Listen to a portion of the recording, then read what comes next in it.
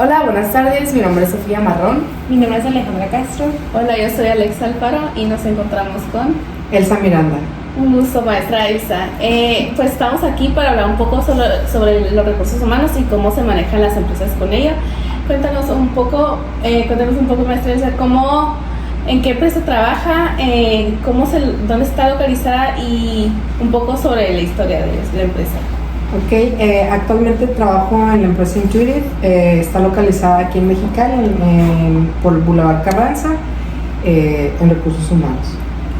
Muchas gracias. Empezando un poco con la parte de recursos humanos, cuéntanos un poco de la cantidad de empleados que hay por turno. Bueno, nosotros somos cerca de 4,000 personas en 2 plantas aquí en Mexicali. Perfecto. Y la forma de organización en el departamento de RH, ¿cómo la manejan? ¿De qué forma se organiza? Bueno, pues tenemos una estructura, trabajamos con una estructura matricial. Tenemos también pues una estructura en donde tenemos varios líderes, tenemos áreas de experiencia o expertise, y nos organizamos de esa manera. Hay un líder del negocio, que en este caso esa persona soy yo, y de esa manera nos organizamos por áreas de experiencia técnica. ¿Y cómo realizan la planeación de recursos humanos? Bueno, nosotros lo que hacemos, tú inicias con un ejercicio de planeación estratégica. Alrededor de más o menos septiembre-octubre, en las diferentes empresas en las que me ha tocado estar, realizamos este ejercicio, y al hacerlo, pues lo primero que haces es entender cuáles fueron tus logros del año, en qué oportunidades tuviste y de qué manera o cuáles son los retos que vas a enfrentar en el futuro, y en base a eso haces la planeación de tus objetivos. Pero obviamente estos objetivos tienen que estar alineados con los objetivos del negocio, no los puedes hacer tú solo. Sí, Como recursos humanos lo tienes que hacer en conjunto. Ajá. ¿Y cuentan con algún inventario de recursos humanos?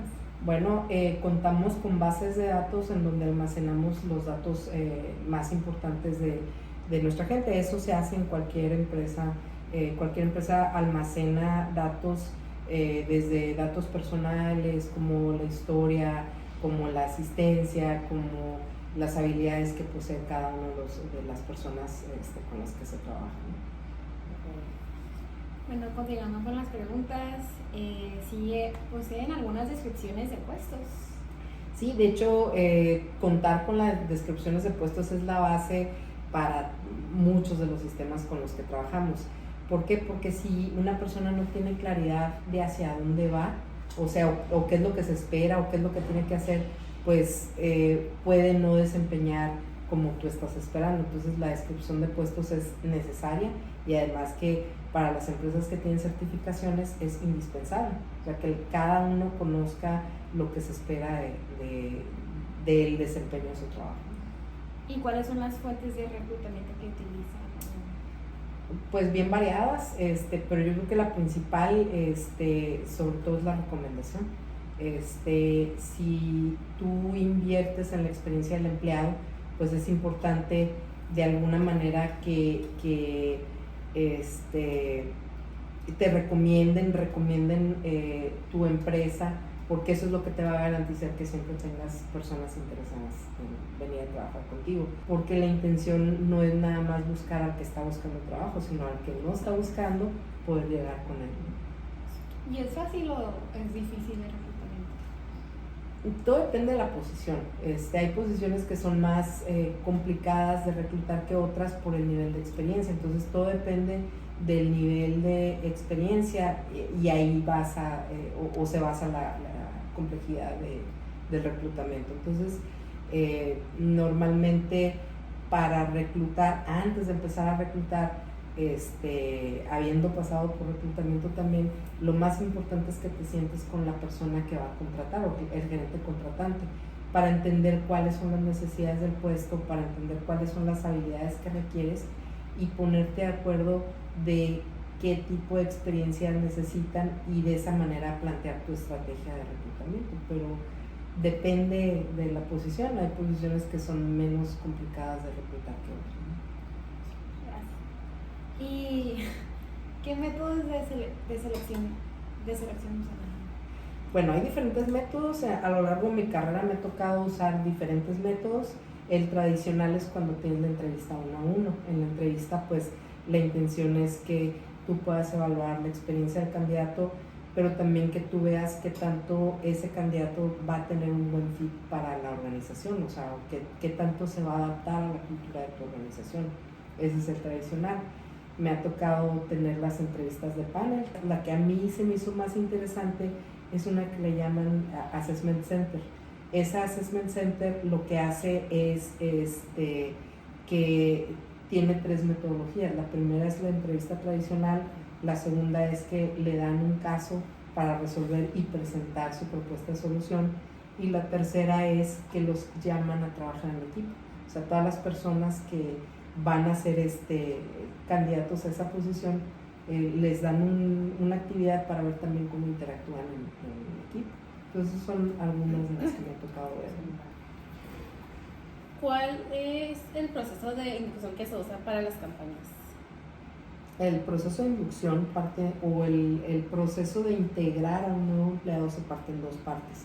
La inducción como tal, que es cuando llega el nuevo empleado y le das la información básica de recursos humanos, y la integración de recursos humanos es ya cómo lo ayudas a tener todo lo que ocupa para hacer su trabajo, integrarse a la cultura, que aprenda lo que son las prácticas de la organización.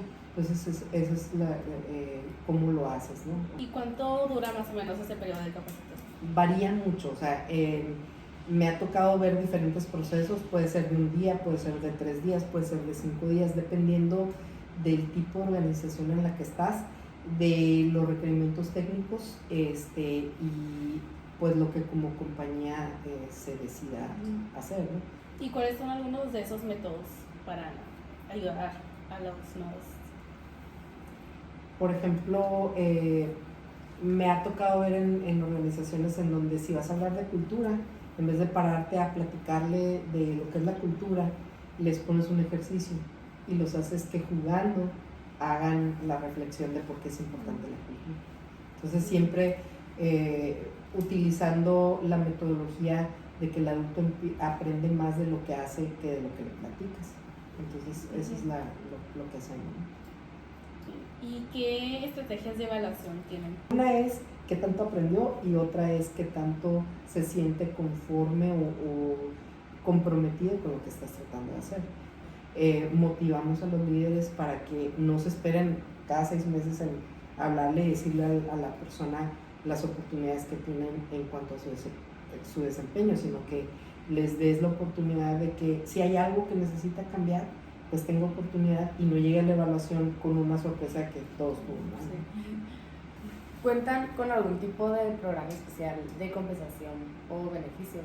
Mira, no puedo hablar de los pagos o compensación, pero todas las empresas tienen un programa de prestaciones y beneficios. ¿Hay algunas actividades adicionales que haga recursos humanos como convivios, viajes? Entonces organizas desde actividades, comida, juegos, premios, rifas y todo eso, ¿no? Están las posadas, o sea, cuando festejas el Día del Padre, de la Madre, o sea, todo ese tipo de actividades que se hacen. ¿Y algún consejo que tenga para los estudiantes? El mejor consejo que les puedo dar es, 1, siempre encuentren lo que les apasiona hacer. Entonces, el segundo consejo es aprendan. Siempre lleguen y vean qué pueden aprender de la situación que están teniendo en ese momento. La tercera es, sean autoconscientes. El cuarto consejo es, ten un plan de desarrollo. Esos son los consejos. Muchas gracias, maestra, por los consejos y por el tiempo. Muchas gracias. Es todo por la entrevista de hoy.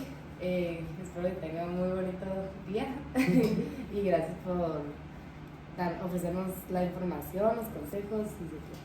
Gracias, pues aquí estamos para servirles. Muchas gracias. Gracias.